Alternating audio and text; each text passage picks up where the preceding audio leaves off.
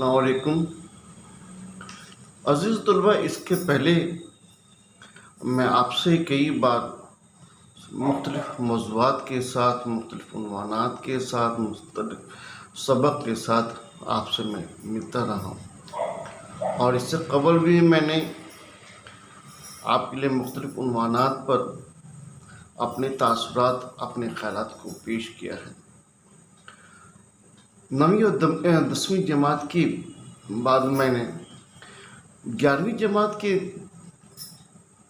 طالب علموں کے لیے گلستان ادب سے میں نے کچھ اسباق کو، سبق کو لیا ہے اور میں وہ پیش کرنے چاہ رہا ہوں۔ امید کرتا ہوں کہ یہ میرا مضمون یہ آپ کو بہت پسند آیا ہے۔ تو پیش خدمت ہے آپ کے پاس گلستان ادب سے آج میں غزل پڑھانے جا رہا ہوں، غزل کی بات کرنے جا رہا ہوں، اور وہ بھی غزل خواجہ میر درد کے بارے میں۔ اور یہاں میں 2 ان کی غزلوں کی تشریح کروں گا۔ نمبر 1، عرض و سما کہاں تیری وسعت کو پا سکے، اور دوسرا ہے غلط گر گماں میں کچھ۔ تو میں اشرف حسین، معلم اردو ہائی اسکول برمسیہ، آپ کے سامنے خواجہ میر درد کے بارے میں سب سے پہلے میں بتانے چاہ رہا ہوں۔ غور کیجیے، یہ تصویر خواجہ میر درد کی ہے۔ اصل نام سید خواجہ میر، اور شاعری میں تخلص درد رکھتے ہیں۔ آپ کی پیدائش 1720 عیسوی میں دہلی میں۔ آپ کے والد صاحب کا نام خواجہ محمد ناصر تھا، اور اندلیب تخلص رکھتے تھے، اور آپ فارسی کے ایک بہترین شاعر تھے۔ خواجہ میر درد کا تعلق والد کی جانب سے خواجہ بہاؤالدین نقشبندی، اور والدہ کی جانب سے تعلق سے حضرت غوث اعظم سید عبدالقادر جیلانی رحمۃ اللہ سے تھا۔ شاعری اور صوفیانہ خیالات آپ کو وراثت میں ملا۔ ملازمت آپ نے جوانی میں فوج میں ملازم ہو گئے، اور 21 سال کی عمر میں دنیا سے یا دنیا داری سے کنارہ کش ہو گئے، اور 39 سال کی عمر میں والد صاحب کے انتقال کے بعد آپ سجادہ نشین بن گئے۔ آپ کے اندر پاکیزگی، خودداری، مشقت اور عبادت کی وجہ کر امیر و غریب سب آپ کی عزت کرتے تھے۔ آپ نے تصوف کو صرف شاعری تک ہی محدود نہیں رکھا، بلکہ اسے اپنی زندگی میں بھی اتارا۔ آپ کبھی کسی وزیر یا بادشاہ کے در پر نہیں گئے۔ مغل بادشاہ شاہ عالم خود ان کے آستانے پر ملاقات کے لیے آتے تھے۔ موسیقی کے بہت دادا تھے، یعنی کہ بہت ہی موسیقی کی طرف آپ کا رجحان تھا۔ دہلی کے اجڑنے اور تباہی میں شعراء کو بھی دہلی سے کوچ کرنے کا ارادہ کیا، اور بے شمار شعراء نے دہلی کو خیر آباد کیا، مگر خواجہ میر درد ایک ایسے شاعر تھے جنہوں نے دہلی کیا، اپنے آستانے کو بھی چھوڑ کر وہ نہیں گئے۔ اور یہی 7 جنوری 1785 عیسوی میں آپ کا دلی میں انتقال ہوا۔ درد نے شعر گوئی کا آغاز فارسی سے کیا، بعد میں اردو کی طرف متوجہ ہوئے۔ آپ کی تصانیف پر غور کرتے ہیں تو احکام الصلاۃ، وعدات، علم الکتاب، درد دل، شمع محفل، آج سرد، نالہ درد وغیرہ ہیں۔ ان کی غزلیں مختصر اور منتخب ہیں، خیالات میں سنجیدگی اور متانت تھی، ساتھ ہی درد اور کسک، سوز و گداز ان کی شاعری کا وصف تھا۔ इन पर जो गुजरती थी उसको नहायत ही सलीके से शेर के कालिम में ढाल लेते थे। दर्द का शुमार सूफी शहर में होता था। दर्द ने मसाइल तसव्वुफ को समझकर, बढ़त कर और उन मदारिस से गुजर कर सलीस व रवा बयान में, यानी कि आसान ज़ुबान में इसे बयान किया। दर्द उर्दू शायरी में सूफियाना शायरी के बाबा आदम हैं, या बाबा आदम कहे जा सकते हैं। इनकी शायरी खालिस सूफियाने शायरी है। इनके कलाम में तलाश और जुस्तजू का ज़ौक़ हमको देखने के लिए मिलता है। ज़िंदगी है या कोई तूफ़ान है, हम तो इस जीने के हाथ मर चले। और दूसरा शेर गौर कीजिए, जग में आकर इधर उधर देखा, तू ही आया नज़र जिधर देखा। दर्द ने तसव्वुफ और रूहानियत की चाशनी से उर्दू गज़ल में चार चार लगा दी। अज़ीज़ तलबा, ज़रूरी है कि हम गज़ल का मुताला करें, गज़ल का मुताला करें और असल किताब से हम गज़ल को पढ़ें। तो आइए हम लेके चलते हैं दर्द की पहली गज़ल, जो आपकी दरसी किताब में मौजूद है।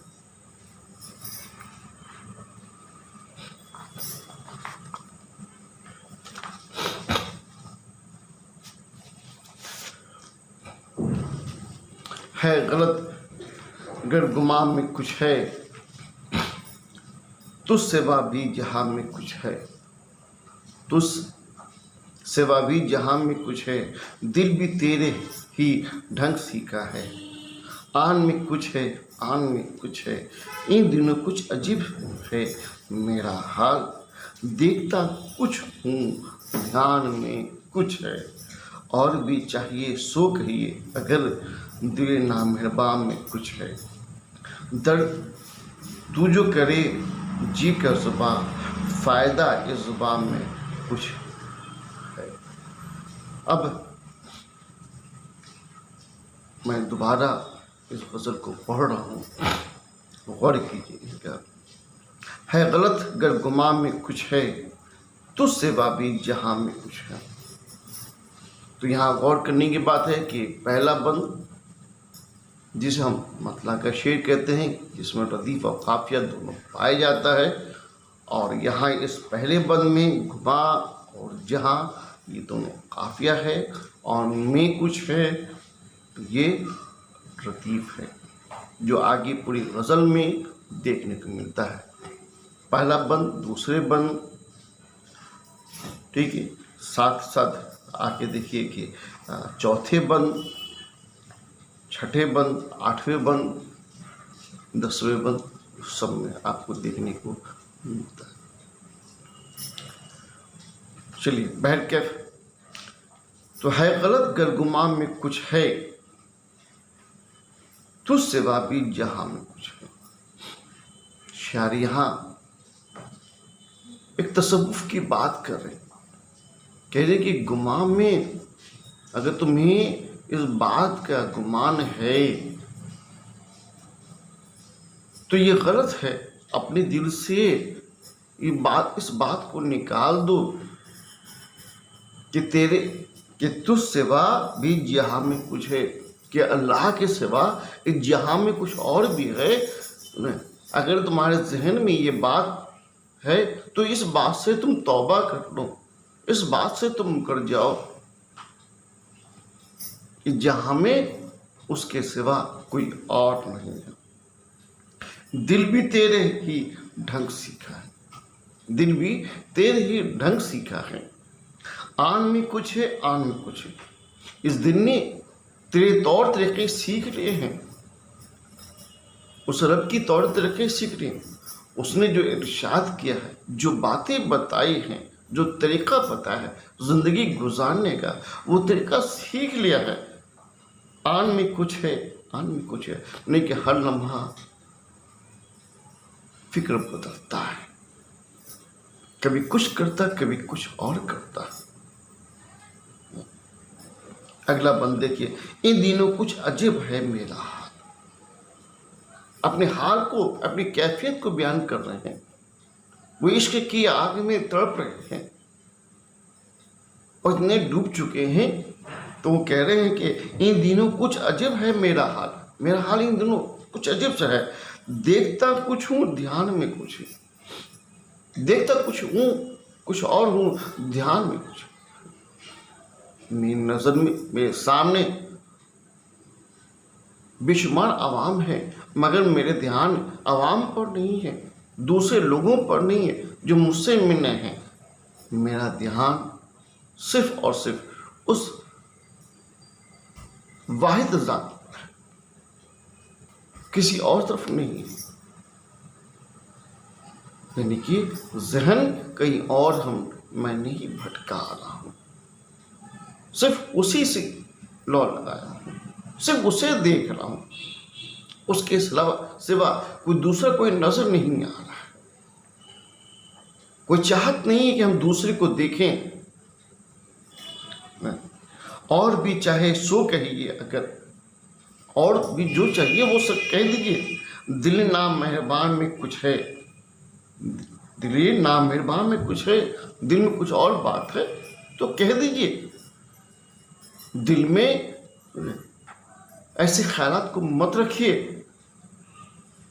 اسے باہر نکال دیجیے۔ بری باتوں کو، خراب عادتوں کو دل سے باہر نکال دینا ہی بہتر ہوگا۔ اور غزل کا آخری بند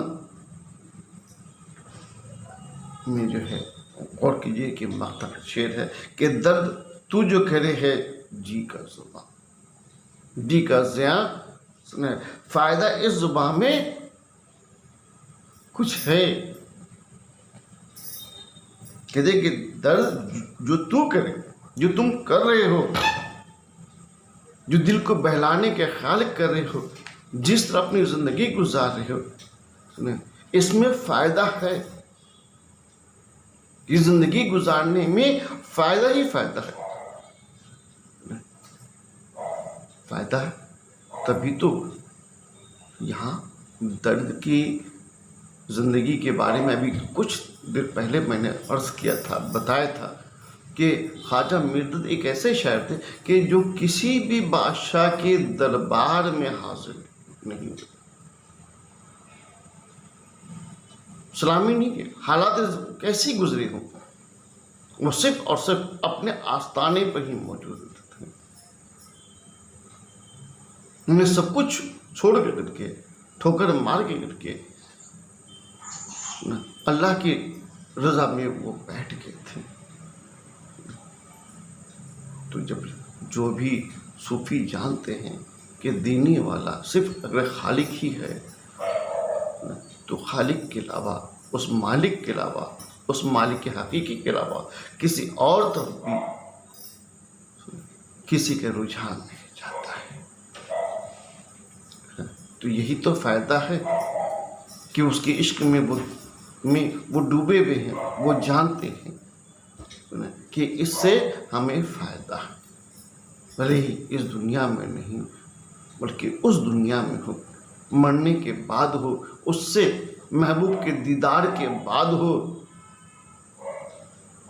تو فائدہ تو ہے۔ اب میں دوسری غزل کی طرف میں متوجہ ہو رہا ہوں، اور دوسری غزل بہت ہی خوبصورت غزل ہے۔ ارض و سما کہاں تیری وسعت کو پا سکے،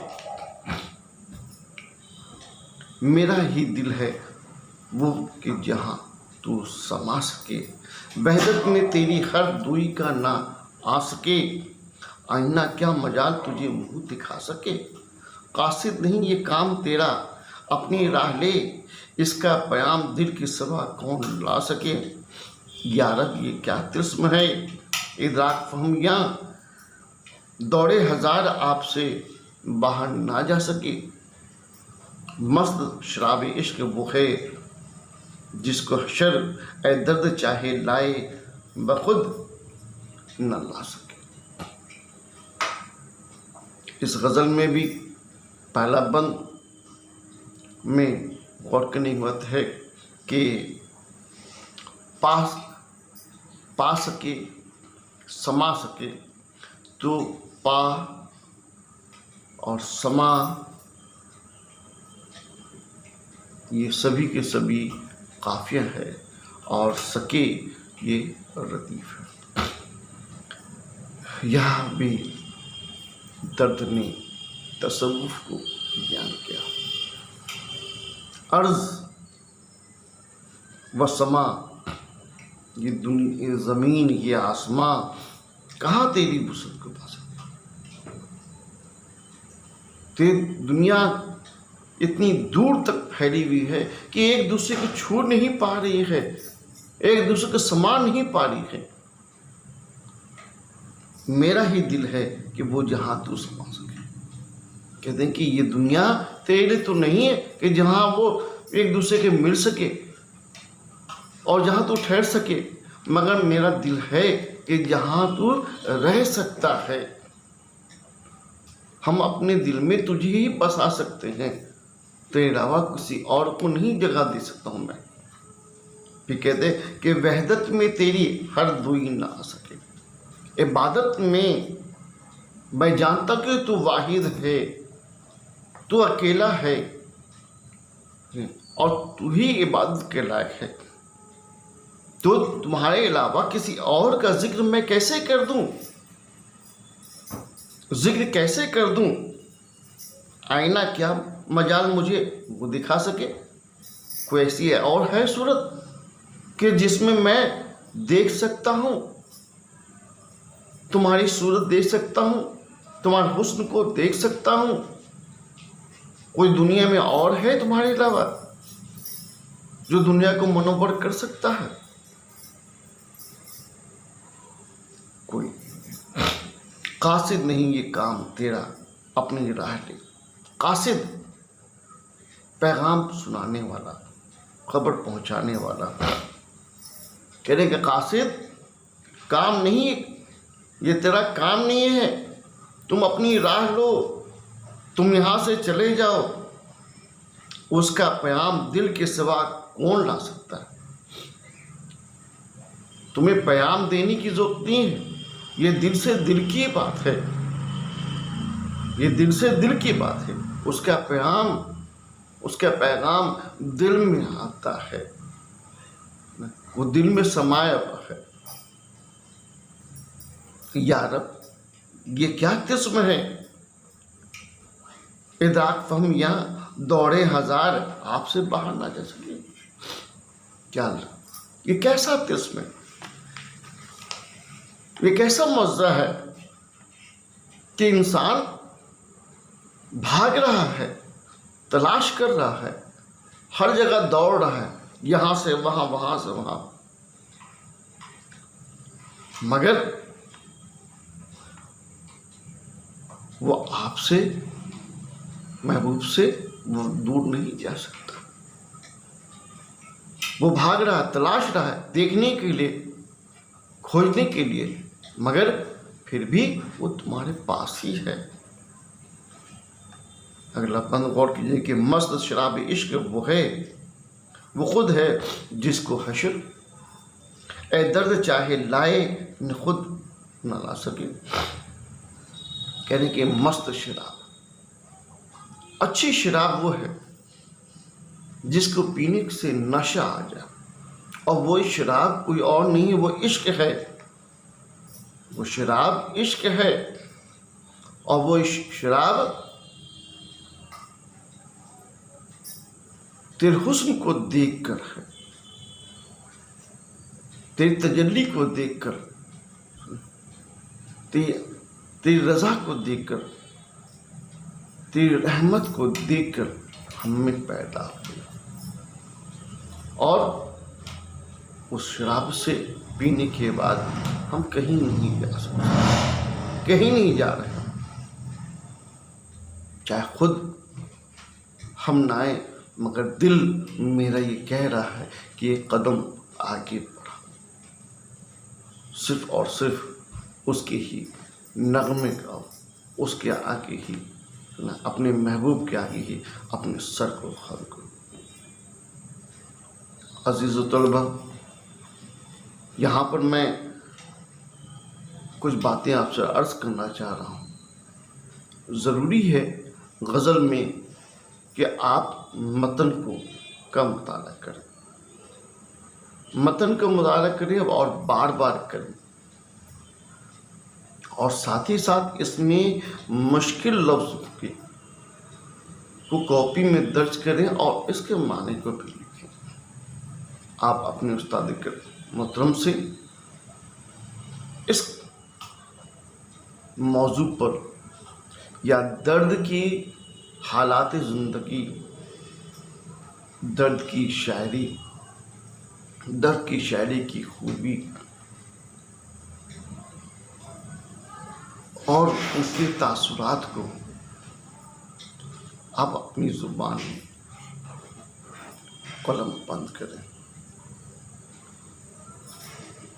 ساتھ ہی ساتھ اس پر دوسری کتابوں کا بھی مطالعہ کریں اور دیکھیں کہ اس میں اور کون سے پہلو چھٹے ہوئے ہیں، کون سا پہلو چھپا ہوا ہے، اسے اجاگر کرنے کی کوشش کریں۔ جیسا کہ میں نے پہلے بھی عرض کر دیا کہ درد ایک خالص صوفی شعر ہے، کیونکہ شاعری میں رنگ جو عشق کا ہے وہ اللہ کی ذات کا ہے، کوئی گوش پوش کے مجسمے کی نہیں۔ بہرکیف آپ سبھی طلبہ اپنی کتاب سے، گلستان ادب سے یہ دونوں غزل کا مطالعہ کریں، ساتھ میں حالات زندگی اس کا بھی مطالعہ کریں۔ امید کرتا ہوں کہ میرا یہ نظریہ، میرا یہ خیال آپ کو پسند۔ شکریہ۔ اس کے بعد پھر ہم نئے موضوعات کے ساتھ ایک بار پھر آپ سے ملاقات کریں گے۔ بہت بہت شکریہ۔